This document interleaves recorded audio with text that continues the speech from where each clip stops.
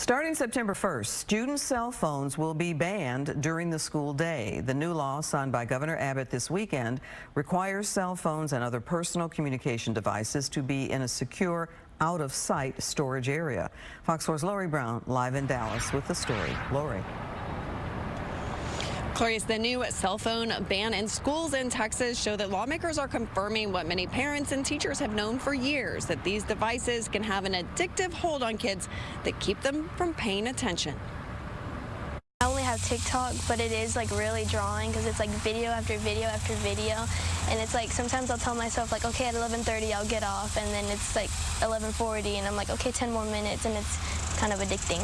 Isabella Cortez and Piper Freeman just completed 8th grade at Dallas ISD's Robert T. Hill Junior High. The school was the first in North Texas to start using yonder pouches, magnetic locking devices that allow students to keep their phones with them.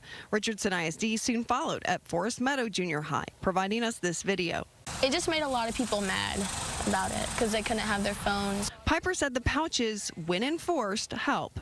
It can be really distracting when you see other kids on their phones in class. Dallas ISD did not have a district-wide cell phone ban in the last school year. Piper's mom, Megan Freeman, says the new state law is needed. I love it personally. I think that our school, or I guess maybe DISD or some of the schools that had already had this rule in place were villainized because of it. And, you know, maybe you don't want to go to that school because they have that no cell phone ban there. The new law does not require locking devices, but it does require that phones are secured away from students in some way. Freeman says she can understand why some parents have concerns. I also have had that frustration where I'm like, oh man, I wish I could text my son and let him know this thing, or I wish I could text Piper and let her know this thing.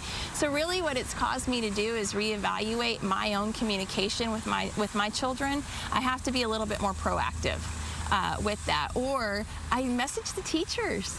As for emergencies, Yonder says law enforcement experts urge students to stay off their phones and quietly follow instructions. Classrooms also have desk phones for 911 calls. Freeman says her son, now in high school, has better social skills thanks to the cell phone-free lunch environment at Hill Junior High. He said, Mom, you can tell the kids who haven't had yonder pouches because at lunch, all of us Highlanders, we're talking and we're visiting with each other, and everybody else is like this on their phone. He said they don't know how to communicate. Bryan Adams High now also has yonder pouches. Freeman, vice president of the PTA, says it caused a large drop in fights. We don't have things starting by somebody said something and they're texting somebody else that causes some sort of issue, or somebody's taking a picture, or somebody's videoing some sort of something that they're going to send to somebody else, and then it causes an issue later.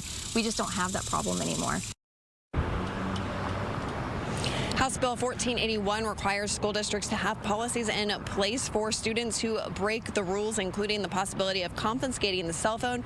Texas will now join 9 other states that have similar cell phone-free schools. Clarice. Lori, thank you.